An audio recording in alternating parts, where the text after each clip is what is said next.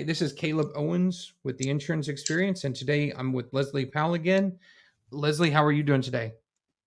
I'm doing quite well. How are you? I'm good. I'm good. I'm really enjoying our conversation. This is a good Sunday for me to get to talk to you. It's just a nice conversation. I really like it. And if I'm not correct, you've got some information from our last conversation about fraud, and you were going to tell me Mhm. about something you've gathered on the how frequently it is that we see fraud and how this impacts everything. Absolutely. First of all, are there any questions that you would like to ask me in particular? No, not really, because I'll be honest, I don't know that much about it, and I'm unaware of how frequently this happens. This is what's really interesting to me is that it definitely happens, and then where it's happening from what you've explained a lot more often than any one of us or that I ever knew about. Yeah, I really don't have any questions in particular about it, but so I'm really interested in what you have to say. Certainly. For starters, when you're looking at fraud, there are two main categories. If you're looking at just general fraud categories, there's soft fraud and hard fraud. Oh, And the main difference between those two is that soft fraud can either be intentional or not intentional, but it's something such as somebody exaggerating contents that they may have lost, or they're saying, I had something that wasn't there to begin with, and they're trying to claim something. oh, Of course, they wouldn't be able to produce a receipt or any proof that they ever had it, but that is a form of soft fraud. Hard fraud is always intentional. It's always somebody who is trying to defraud the insurance company for financial gain, such as they're filing a claim that nothing ever happened, the incident doesn't exist, it never did exist. Or let's say, for example, like what we had touched on the last time, somebody gets up on their roof with a hammer. And everybody else's roof in the neighborhood was damaged by the hailstorm. Mine needs a little more. I And they get see. up there and they do that, what they call hammer spanking a roof. That's what it's a slang term. But they'll call the insurance company and try to get indemnified on that too. Is that considered the hammer spanking? Is that considered hard fraud or soft fraud? That is hard fraud. Oh, That is where wow. you got somebody who actually goes into a claim with intent to defraud, and Wow. that's exactly what they're doing, you know? I can't see somebody getting on a roof with a hammer and not intending to do damage. Tell that to all the roofers out there. They're Right? constantly they've all got hammers, they're getting on a roof, but yeah, that's funny. Exactly, yes. So, wow. Okay, so how often are we talking about, like, with both of these? Is this what percentage, or do you know anything about that? As far as percentages, no, I don't, but I can tell you that it happens very often. Wow. It happens very often, and something that I think that we touched on before too. Anytime that there is a fraudulent claim that's filed, the other name insureds end up getting to bear the brunt end of that as far as their premiums are concerned, Right. because they're defrauding the insurance company. They're getting something that, yes, they may have paid into. And another thing too I wanted to touch on is red flags. Okay. There are red flags when a desk adjuster goes to look at a claim and it crosses their desk. You're trained and you need to have an eye to notice red flags on a claim. A big red flag off the top of my head is somebody that started a policy last week and all of a sudden they've got a water claim, right? Okay. Yes, they've got a fire claim. That fire claim, however, is, say, it's in one room, two rooms. And it just so happened that in that room there was a very expensive item. Okay. Another thing, too, that you would look at is a brand new policy with a total loss, a total water loss, a total fire loss. You look at that. I think we had touched on accelerants last time too. Yeah. We looked at that. You definitely want to. The fire marshals are always going to come in there, and the chief battalions, they use different animals, they use different chemicals to see if there's been accelerants used.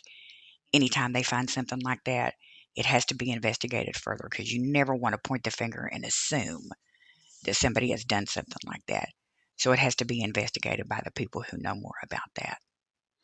Wow. Okay. And like you're saying, it doesn't necessarily mean that there was intent arsonist attempts. It was just means that these are red flags, and that's when they're gonna really go in there and start digging harder and trying to investigate quite a bit more than they normally would.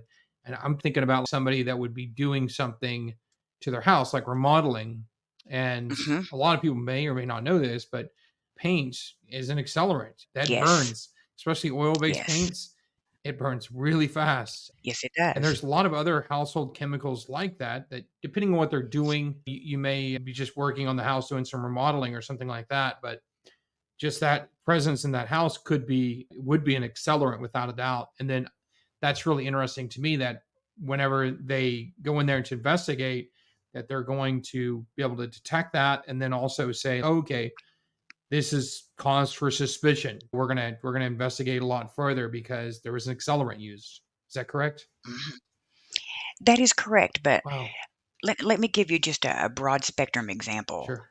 Let's say that they found that you have an accelerant that was found in the garage. Okay. All right. And let's say that in the room that the fire happened, you find quite a bit of that accelerant in there, but you don't find a path, right? Even if you do find a path, that in itself would raise a red flag to me. But it raises a red flag to me as well as if you have accelerant in one room, but the actual container, say, is out in the garage. Okay, it looks Okay. like it got dumped in there, and it coincidentally, that room caught on fire. So you have to look at that too. If you find a path between, say, the garage and the room where the fire was, that could be indicative of spillage, but it could also be indicative of somebody making an accelerant path so that the fire would escalate. Wow. Wow. I don't know any numbers on how often that these arson happen. I would presume, and maybe I'm wrong, but I would really presume that this is quite rare, that you're not going to see arson like that very often. But I don't know. I don't know exactly how often this type of thing happens. It happens a lot. It Really? happens a whole lot. The most important thing is that it's investigated and that the truth is told. And the most important thing too, you have to look at times and dates too. Let's say, for example, when we talked about somebody incepting a policy a week ago. Let's say, for example, that a week later after that, they decided that they wanted to file a claim for a fire.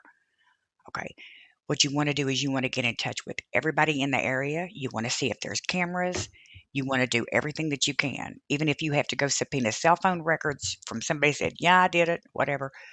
You do what you have to do.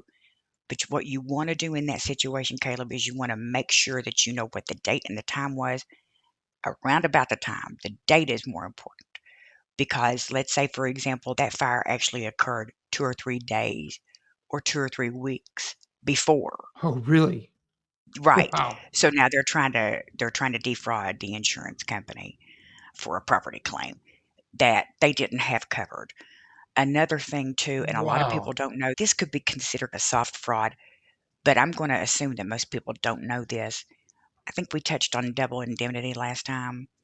If you have say, a property policy with Allstate and you have one with Progressive, and you say, okay, Progressive didn't pay me out what I feel like that I deserve, and they go over to Allstate and they file the claim with them as well. You can't do that. That's double indemnification. Okay, it has to stay at one. But I wanted to bring up two, and I I started to not talk about ways that fraud's committed, and then I realized that the fraudsters and the insurance companies both learn from each other. So we learn from what they do, and they learn what they cannot get away with. I see. Okay. Okay, right. So it's all education all the way around.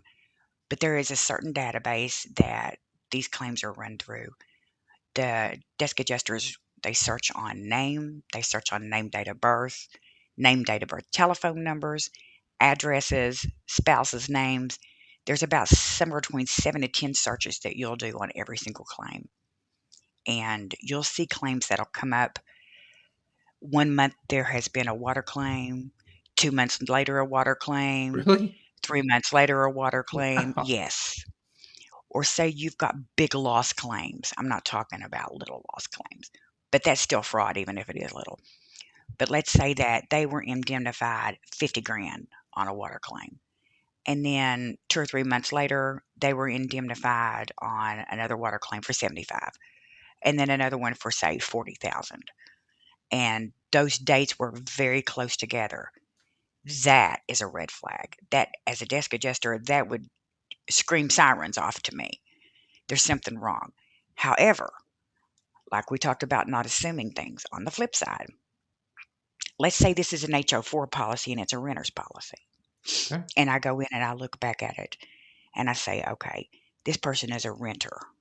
And we do what's called ICNRSs. Those are initial contacts with a recorded statement. And you get them on a recorded line.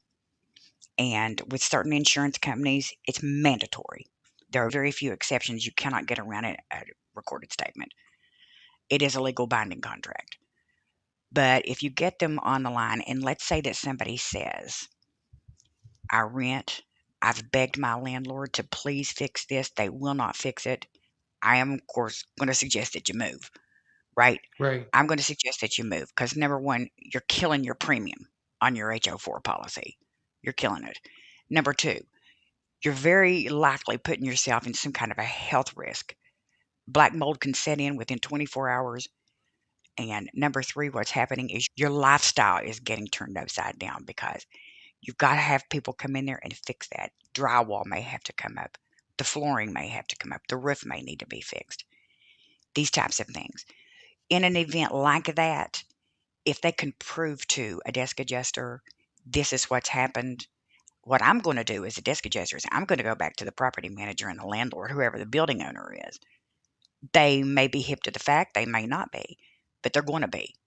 And I'm going to be asking them, why is this not fixed?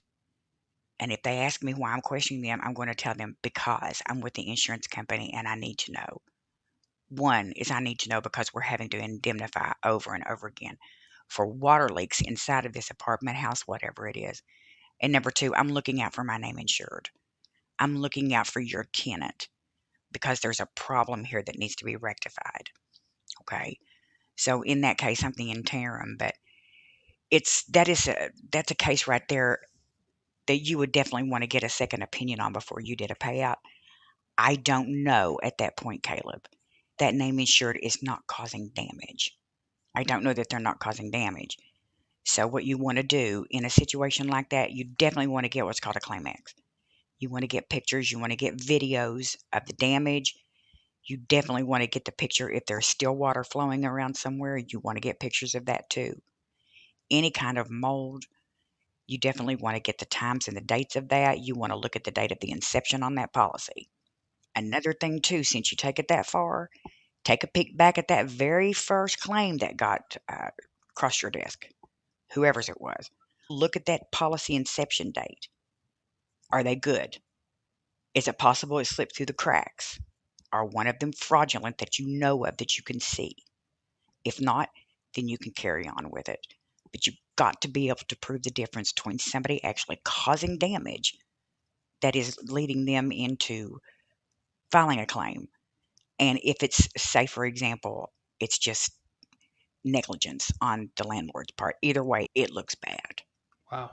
Okay, wow. I didn't know that. That's really interesting too. So what Mhm, you'll see in that situation and what you're this might be a commercial or like a landlord with a rental property and they've got something wrong with that property, be that mhm, leaking pipes or something like that.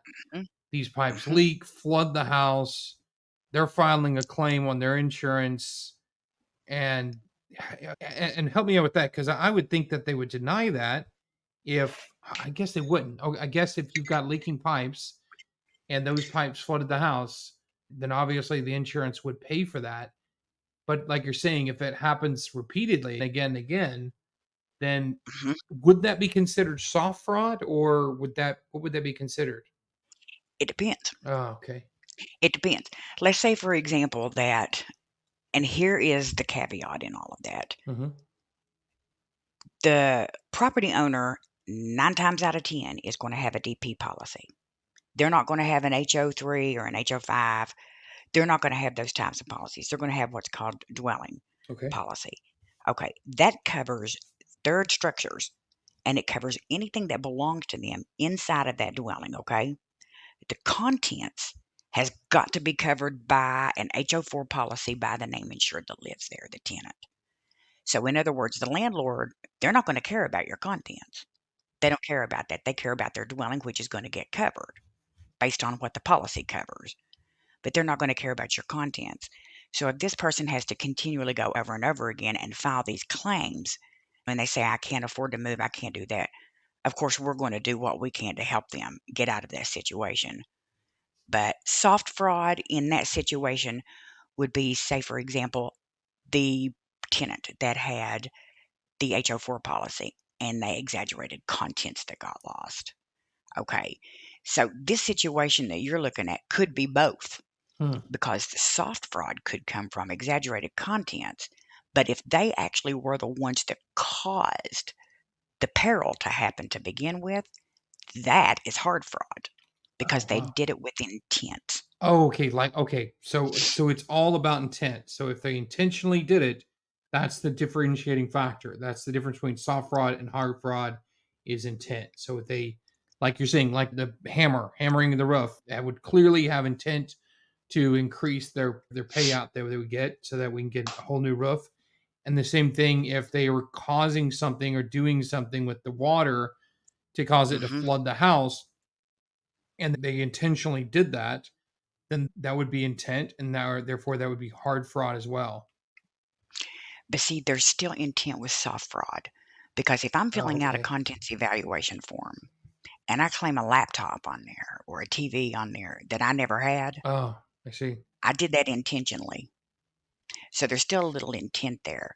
The main difference between soft fraud and hard fraud, you're looking at, and I don't want to put a monetary value on it because that doesn't really necessarily mean anything. But hard fraud is a fraudulent case that somebody actually went in with the purpose of deceiving an insurance company for X amount of money. Okay. Now, soft fraud, I may exaggerate my contents evaluation form, but I don't really have a clue if I'm going to get indemnified for that or not. I really Yeah. don't know. Okay. Right. So that's soft fraud. I do think that soft fraud happens a lot of times with people who are unsuspecting or something happened. For example, if somebody doesn't know that you can't do double indemnity, I can see somebody saying, "Hey, I didn't get paid out for this and the claim's still there. I'm going to go over to Right. Allstate and file a claim with them too." I can understand where a person would think that was a reasonable thing to do. Right. It's just that you can't do it. Wow. Huh. Okay. So that's really interesting. I was looking this up while we were talking, and this is really shocking to me, but it's saying from the FBI as well as FEMA's one is reporting on as well. There's at least or annually 267,000 arson cases in the U.S. Um, Every bit of it. And so that is the leading cause of house fires in the US. I had no idea on that. And so it's also the second leading cause of deaths and injuries. So that's Yep. fascinating. I didn't think it would be that often. That's insane. Wow. So it's quite often, to say the least, like you're saying, you're seeing that. That's something that we really need to be careful as a business because if this is arson, then there's no payout whatsoever, if I'm not correct. The insurance That would carrier be wouldn't correct. it wouldn't cover any of that. Wow. That's correct. And let me ask you a question too, Sure. just to because I this is interesting trying to find out what people think. But let's say, for example, that somebody their house caught on fire and burnt down, God forbid. But that happened. And they tell the fire department, the police, whoever, I left a candle burning and the house burnt down. Okay. Okay. What are your thoughts as far as is that fraudulent or is it not fraudulent? Is it intent, not intent? What do you think about that? That would seem, at least the way it seems to me, to be totally, I wouldn't say totally innocent, but just something mundane that you would see every day is a candle burning. So I would not show intent with that alone. Now, if I got inside there and you're investigating and you're finding Hmm. gasoline in the fire, yeah, then that's going to be much more red flag. But a candle burning, not necessarily. No, even if it was burning in an area where, let's say that candle was underneath something, let's say a cabinet was right on top of it and that candle was burning, that would not necessarily mean that it was arson right away, but it would be more of a red flag, sure. It's a gray area. It's hard to say. Your answer was extremely intelligent. And the reason I say that is because the very first question that I would want answered is where was the candle? Oh, okay. Yeah. And there's actually a documented case of a man who actually told the fire chief and the police, the candle, I left it burning. It was right by the curtains. Okay. It was right by the curtains. If you think about a candle, even like a stick candle, which Mhm. they're dangerous and you really gotta keep your eye on those, but they burn straight down, right? And if you think about the farther down that a candle burns, the greater its center of gravity is, correct? Okay, yeah. It doesn't have the ability to topple nearly as much as it does as if it's like a fresh candle, a big Okay, tall yeah, one. yeah. Okay. Good point. If it's a jar candle, the chances are pretty good that that's probably not gonna do anything but go out. It's just gonna self-extinguish itself, Uh-huh. right? But if you leave a stick candle next to the curtains, Yeah. Caleb, that looks fraudulent to me. Yeah, I agree. Especially if he Can you admitted that. Yep. I left it right there Yeah, next to that can of gasoline. I don't know what and here's happened. the thing, Yeah, he did. I'm gonna ask that person, just me, I would ask them, me as a person, "Okay, you left a burning nest of drapes." My next question is, "Why didn't you put it somewhere else? And why did you light it there and leave it there? And number 2, why did you leave the house with a candle burning?" Right. See, the Right. proof has to lie on the name insured in that situation, Right. and there's just no way you're gonna be able to prove that. Yeah. Yeah. Okay. Wow. Okay. This just raises so many more questions. You know what? Another Yes? big difference is who did this? Who left the candle going? In my opinion, if you're an adult and you left the candle or started lit a candle and then walked away from it, I'm going to hold Mhm. that adult much, much more accountable. And I'm going to be much more suspicious of something that they do like that than I would, let's say, for instance, a child. If the child did it and the adult was unaware, for instance, they had a candle in their room and they lit it and they didn't understand that, Yep. yeah, don't light a candle and have things near the candle because it can catch on fire. I would be a lot more lenient if I heard that the child did it as opposed to an old adult doing that. So that kind of would make a big determining factor in how I would view all that. And just like you're saying as Mhm. well, another big factor would be the location. Where did you put this candle? Was it just on a countertop by itself, nothing else around?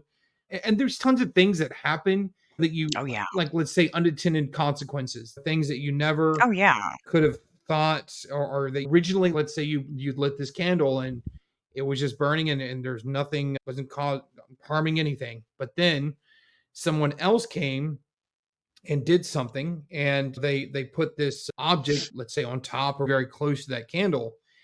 Now Mhm. you lit the candle and yes, you lit it, but on the same hand, at the time you lit it, there was nothing around it. And Correct. oh, for example, let's go back to this curtain analogy. Let's say that you lit Yes. this candle and it was burning and it was by itself and there was nothing around. The curtains Mhm. were pulled up at the time, and Mhm. someone else came and pulled the curtains down or pulled the curtains closed. So Mhm. originally there was nothing around that candle, and then later Mhm. someone came and pulled those curtains closed, and at that time the curtains came very close to the candle. And so that Mhm. would make more sense to me. Like, I'm trying to think like how these chain of events can happen, because we see that a lot in with aviation maintenance accidents. It was never Yes. one person that made a fault. No. It's rarely, with the way we'd operate, it would just not be one person that did it. There would be five people sometimes, and it's like these chain of events that line up. It's like you have the actual technician that went out there and was doing something, and he forgot to tighten up this line properly or something like that. Then an inspector came behind him and forgot to check it. He didn't actually properly check that. Then another person came, be like the pilot or something like that, and he didn't do his walk around thoroughly, or he didn't do a Mhm. walk around at all. Mm. Like all these things line up and create an event where you could have a fire or something like that. And it sometimes can be something really subtle. What the one person did wasn't that bad, but it's set up for the next person, and then next and next. It's like these chain of things happening. And that's to say nothing about someone actually intentionally doing something. That kind of creates an entirely different scenario altogether. But I, Mhm. I feel so naive. I had no idea Oh, that it was this common that people will actually go and just commit arson or something that's just so right. blatant. And that's a felony. If you did that, like, it's a felony. It is. It makes you It's really want to absolutely a felony. check everything a lot more now before we help people out, because from our side, whenever we go in and we're trying to be the first person in there to help people out, And that's what we want to do ultimately is help the insured out, help the family out, get them housing. And Mhm. if we are stepping right in there immediately and getting them taken care of, we're trying to do a good thing. We're trying to help these Well, people of out. course. But what we could be setting ourselves up for is a real disaster, because we could find out later that they committed arson and they burned their own house down to collect a payout. And then there's going to be obviously no reimbursements from the insurance carrier whatsoever or anything. So that's wow. That's just But I don't want people to think the worst of others sure. because that's certainly not my intent.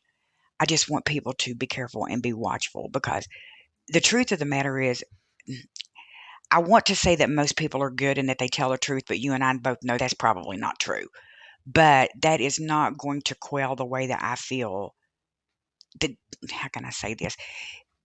They have the capability, everybody has the capability of being honest and a good person or being dishonest and a bad one, right? It's whatever they choose to be at that time. But Caleb, you've got to look at the amount of temptation that exists with claims and the drapes thing. Somebody could have opened the window and the wind may have blown them into Ah, that I candle. didn't think of that one. That's very good as Yeah, well. Yeah, it could happen. anything like that, that can happen. But we know about mitigation, and we know mitigation has got to happen on the side of the name insured as well as the insurance company. You got to mitigate.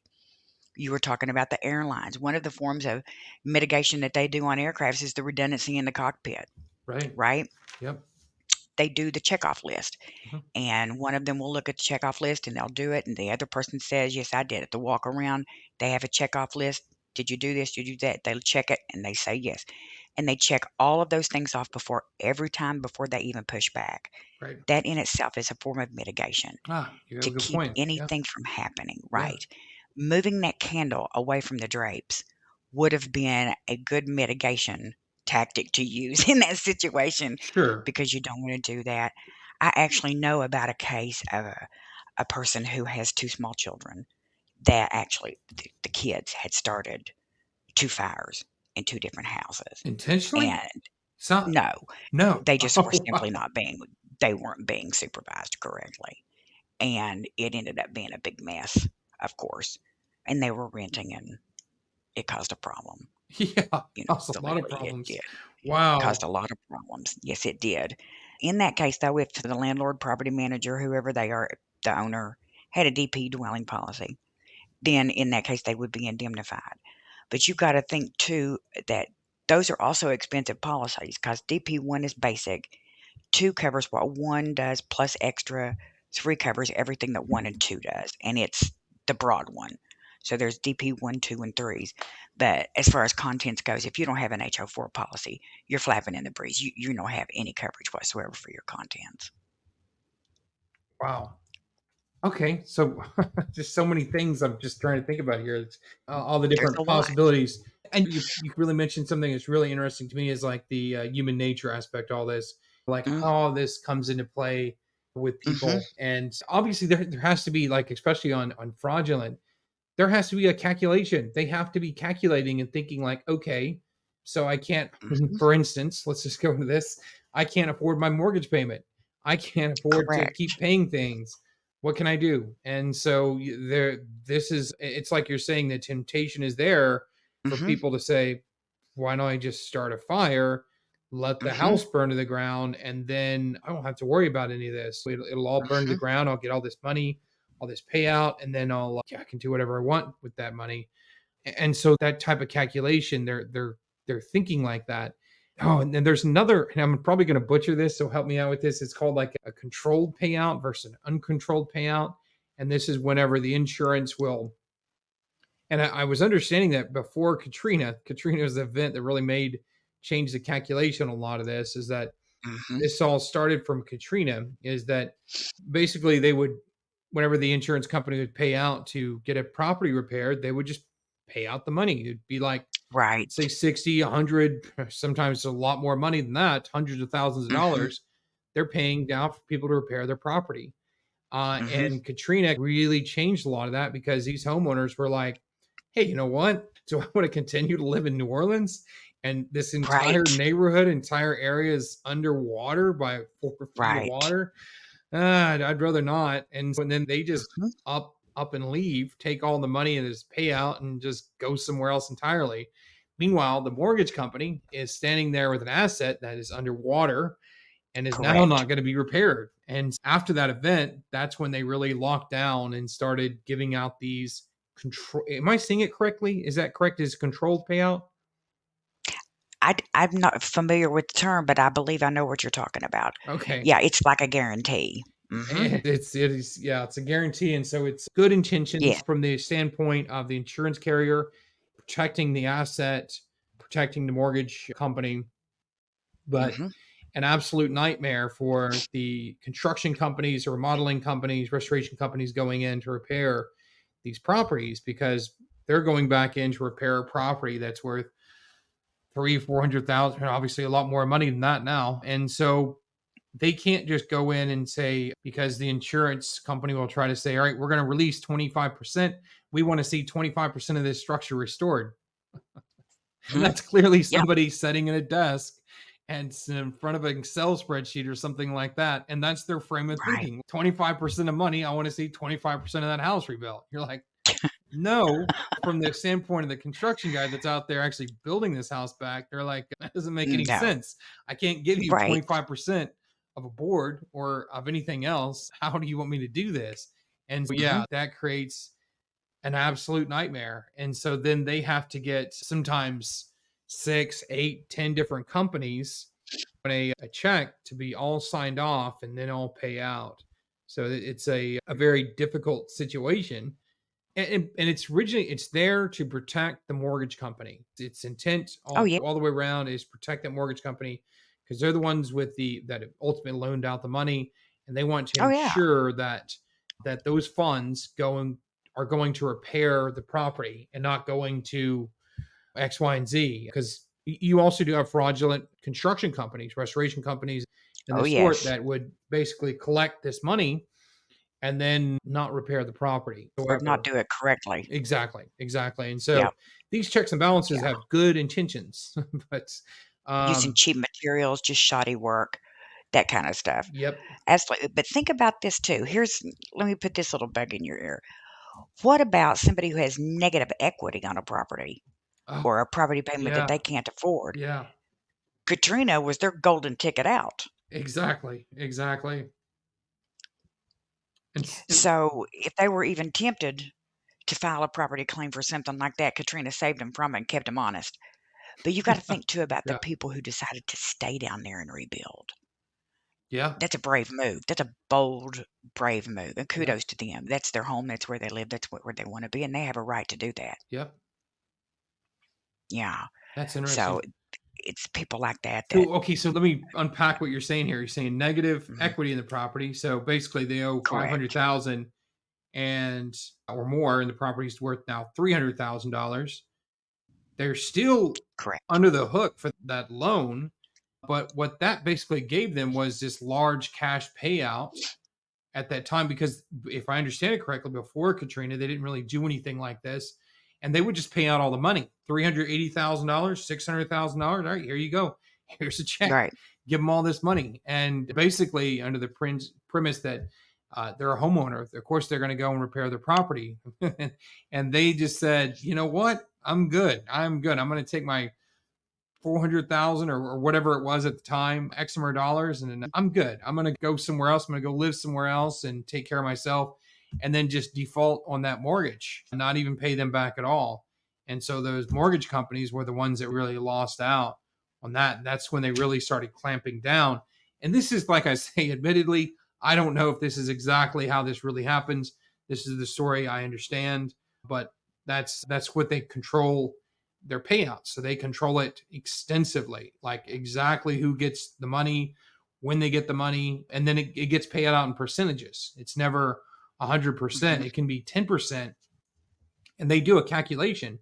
If that mhm, homeowner has made late payments, for instance, on their mortgage, or and potentially, I didn't think about this, is in negative equity in their property, then potentially as well that would stimulate them to control the payout, saying, okay, instead of paying out like mhm. that, And yeah, all these things make it are good in the sense of that they're there to protect the mortgage company. But like I say, the people who are mortgage company executives or people employees that work for mortgage companies, and same thing with people that work Mhm. for insurance carriers, know their field, they know what they're doing, but they're at the end of the day most likely looking at a spreadsheet of some kind, and they have no idea how to hold a hammer.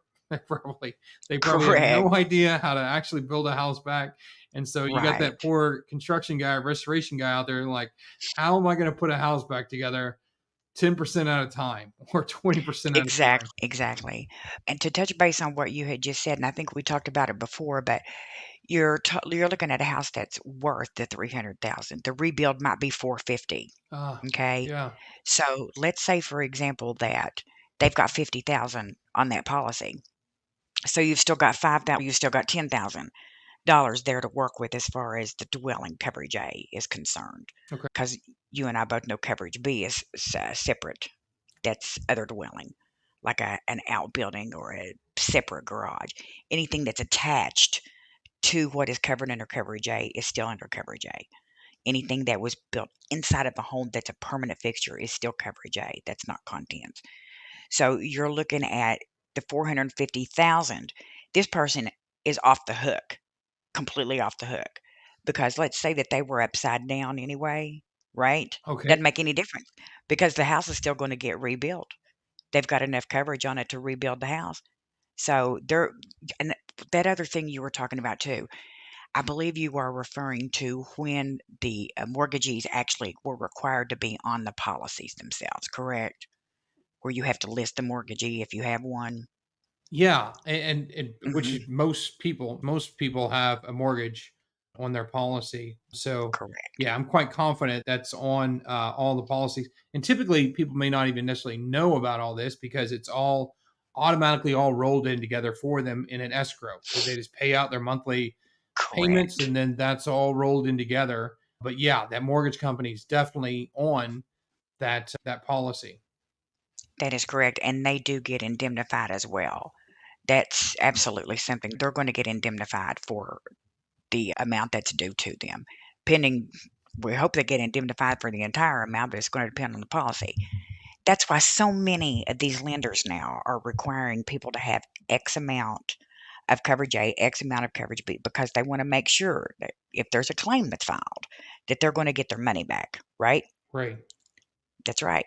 Wow. So if I loan you 300,000 for that house and the rebuild is 450,000, what do you think the minimum amount is going to be that I'm going to require for you as far as your homeowner's insurance is concerned, as far as the money, the dollar sign, right? What do you Exactly. think the minimum amount is going to be that I'm going to require you to have? Because if there's a claim filed and I know that the rebuild on that's 450,000, 300,000 is not going to cut it. I'm Exactly. still out 150 grand just on that one claim. Hmm. So that's one of the reasons why they're putting the mortgagees on the policies now because they've got to get their money back. Wow. Okay, that's really interesting, and it makes sense. You got to think about it from their perspective. And typically, these companies like mortgage companies are very risk averse, and so they Yes, do not want to take a chance whatsoever that the homeowner is just going to take the payout and run. So this is why it's correct. controlled, but it is very tightly controlled. You're not going to get a Yes, large payout all at one setting. It's going to be dispersed in very small amounts over the course of sometimes a year or longer in the case of a total loss. That's definitely caused them a lot of problems. Now, with our coverage D is rarely, we rarely ever see a any type of controls whatsoever. It's just paid out to us, probably because of the nature of it, but it's not controlled under that. And it makes sense why you would not control this part of it as opposed to the rebuilding of the property. Because if you're going to just take all the money and run, then that's where you're going to take it from. right. It's really crazy to think about people. You also have to think about people in, and you got to think about it from their perspective in this sense of typically Hmm. people who are going to do something like this, let's say commit arson Hmm. or take the payout and run, be that they get a large insurance payout and don't even repair the property, are not going to be people that are very financially well off to begin with. If you Hmm. have a, great job, you're making great income, and you most certainly do not want to go to jail for any reason. you're not going to take a chance on something like that. There's no, it's like risk versus reward calculation. And then in that Right. sense, why am I going to burn my house down and risk all these things and risk going to jail for Mhm. when I'm well satisfied now? Like I'm taken care of. It's the people who are, like you're saying, have negative equity in their property Mhm. or in a very bad financial situation. And so Mhm. to them, all of a sudden, the risk calculation flips. And then all of a sudden, they're saying, you know what do I have to lose? Like, I can do this. And they probably also think they can get away with it, obviously, because outside of that, they wouldn't do it. But they think they can get away with it. And then it makes Yep. financial sense to them to go ahead and try something like that and try to obviously burn the house down and not actually get the payout and everything like that. So there's something that goes on with people and their mindset to trigger them to do something like this. And like I'm saying, it's not people that are very well off that are burning their own houses down. It's probably people that have negative equity and are in a very bad situation. Then they would start doing, I would presume this, and maybe I'm wrong. I had no idea that arsons were this common to begin with. This is something that's really Yes. surprising to me, but it is. It's quite common, extremely common from what I'm looking up. Maybe I'm wrong as far as when you would see a spike in this kind of activity as well, but this definitely makes me more risk averse as well. I would think that okay, yeah, as Mhm. our company, we need to wait till everything clears. We need to wait till the insurance carrier says okay, everything's good, and the last thing we want to do is go in there and try to take on any of these projects that or sorry claims that may actually be an arson case. We've never experienced anything like that, but that could very well come up. I'm sure it will at some point in the near future. But at the same time, you can't punish the people who are being honest. Yeah. That's Oh, that's I agree. that's the problem. I agree. Yeah. But what you're talking about too, that the other things that you were talking about, they fall into 2 categories. Okay. One is called financial stress and the other is domestic motive, Oh, wow. okay? Okay. So, if you've got financial stress and I think too, I 110% agree with you what you said about, you know, their mind is in a different place or whatever because you can only be under so much duress until you start thinking of things. I think that's human nature, Yeah. right? Yeah. So they're thinking, "How can I get out of this?" What I think that the most important thing that people understand is that whatever it is that's going on with you right now, here and now, today, trust me, it's not nearly as bad as spending time in the state or the federal penitentiary. Yeah. Yeah. Okay? You do not want your name flagged on an NICB list. There is a fraud case that I know about that happened here recently, and the guy was flagged for fraud at another insurance company. He was turned over to NICB.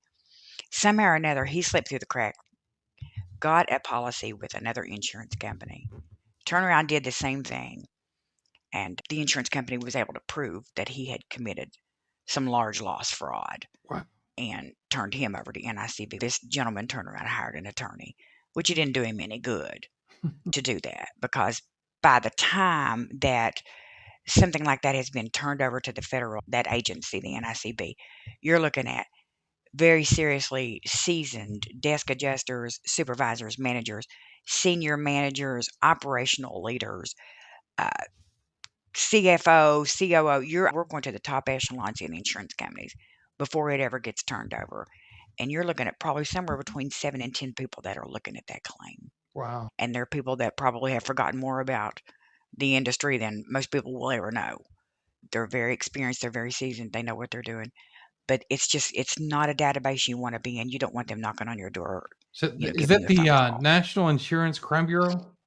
That's exactly who that is. Okay. You betcha. I have not heard of them before, but that's fascinating. That's Yes, like the FBI for the insurance industry. they are federal agents and they will go out to a job site in a second. They will go Wow. and that's what they do all day long. Some of them probably all day and all night long. That's what they do. And I think that the financial stress probably that side of it probably affects people more than the domestic side of it. But you're looking at people who they they live above their means, Caleb, Okay. and they may have gotten in over their head, Yep. and that's one thing. But if you're intentionally living above your means and you said that's okay, I'm just going to file an insurance claim. Yeah. you're already committing fraud in your head, man, Yeah, right? yeah. You haven't even made the move toward the claim. We don't even have a CEF on you yet, or we don't have anything.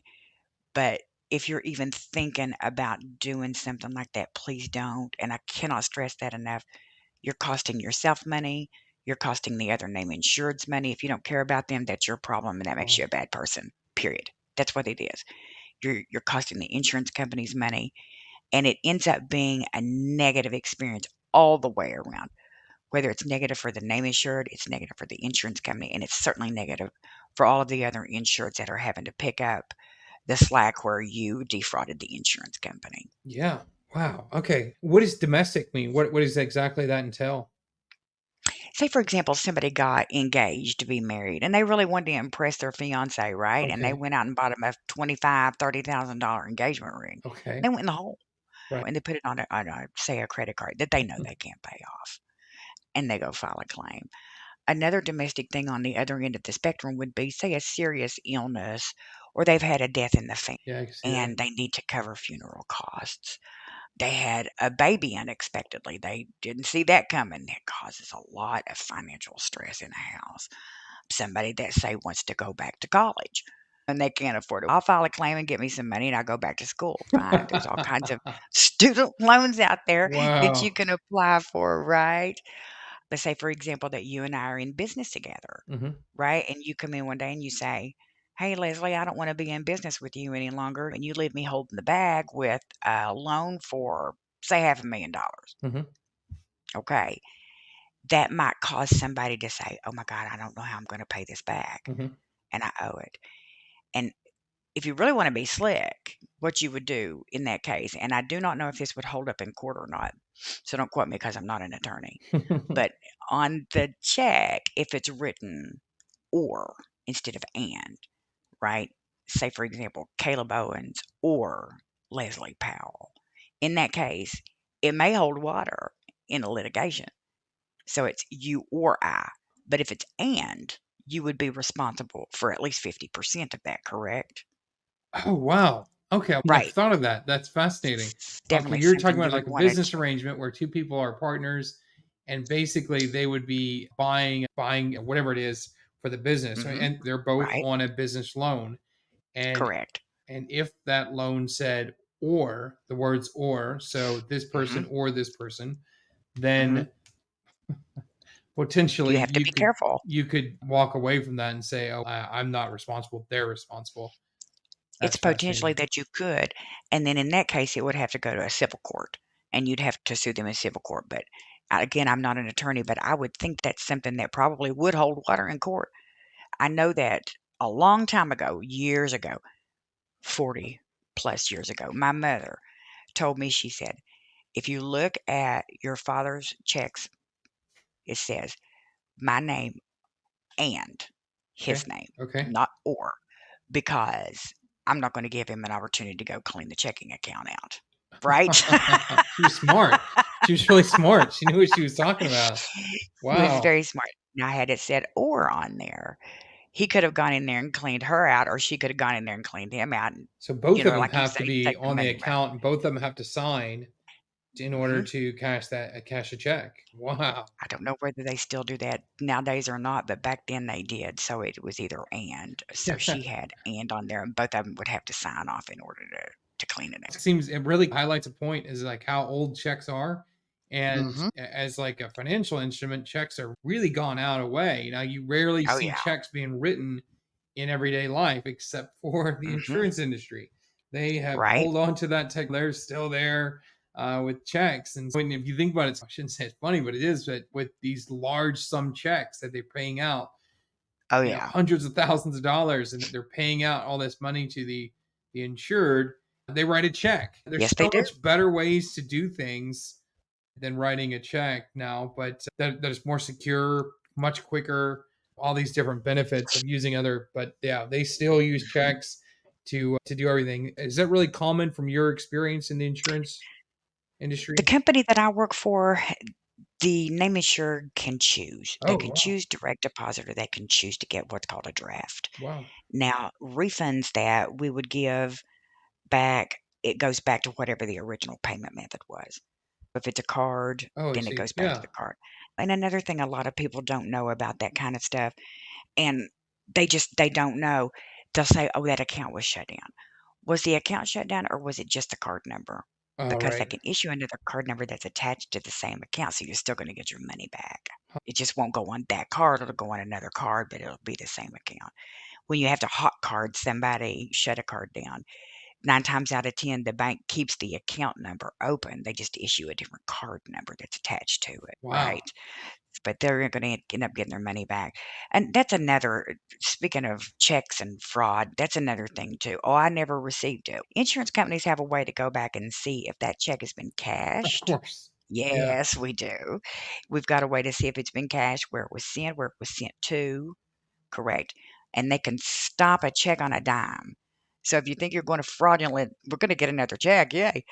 That's not gonna happen for you because 'cause we're gonna see if it's been cashed. Right. If it's been cashed by somebody, we're gonna investigate that too, and we're gonna prosecute if we find out that somebody did that because that in itself is a felony. You can't do that. Yeah. Wow. Yeah. No, you're absolutely right. And so we see that a lot. Usually, we're more frustrated with that because it takes so long to get payment on anything. They're saying like Right. they have this whole process, and then eventually they'll go ahead and issue the check, and then even after that date, you're talking sometimes weeks before it gets sent across the country, and then they eventually get it to where you're going. And Yes. you compare that to these newer payment systems, Cash App for one, it's instant. Like you're talking about, okay, I'm going to Zelle you the money or cash you up at the money to you, then it's instantly there in your account. And perhaps there's a reason why they still do it that way, in the sense of, like you suggested, that there's recourse. If for whatever Yes. reason they want to cancel that payment, or they find out some information in the time that it's being sent, they have recourse. They can go ahead and cancel that check, as opposed to if you've ACH someone the money or anything else, that's it. It's done. You're never getting that money back. Correct. Wow. That is interesting. Think about. That is correct. And we had touched earlier on how far up that claims go as far as looking at fraud, trying to rule it out. And we had touched a little bit last time, I think we did, and this time about the SIU.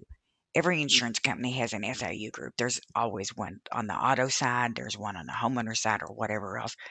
Say life insurance, I'm sure they have one claiming somebody died and they didn't. Huh. That's just horrible, and that's going to bring bad karma to anybody who does that. Yeah. But there's usually a group of people. It's never just one person, but it's a group of people that are very knowledgeable and they've had extra training. But it is exactly what it sounds like. It's the Special Investigations Unit. And they go back and they do these kinds of things. But we've got so many checks and balances, like you had mentioned earlier, too, about seeing if those checks have been cashed, that kind of stuff. Those types of things don't end up going over to SIU unless it's just simply something that slipped through the cracks and it's weird. In a situation like that, then yes, they could take a look at it. But you're looking at anything from a small loss that appears to be fraudulent to a large loss that appears to be fraudulent. But before you can call it fraud, the proof's in the pudding. You've got to have the proof. It's got to be proof beyond a shadow of a doubt, right? And then that SIU group is going to either call it misrep or they're not going to call it misrep. It's either one or the other. There's no in between. Wow. So many times, too, Caleb, there'll be one or two people, and it's only going to take one out of that SIU group to say, "I'm not convinced. I need more proof. Get me this. Get me that. Get me a timetable. Get me a contents eval form."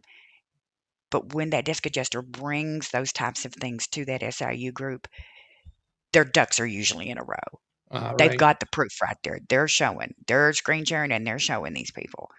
And a lot of times too, they'll take a supervisor or a manager with them, and that manager or that supervisor has already seen it. And they're saying, "Yeah, we've got enough to approach SIU with this."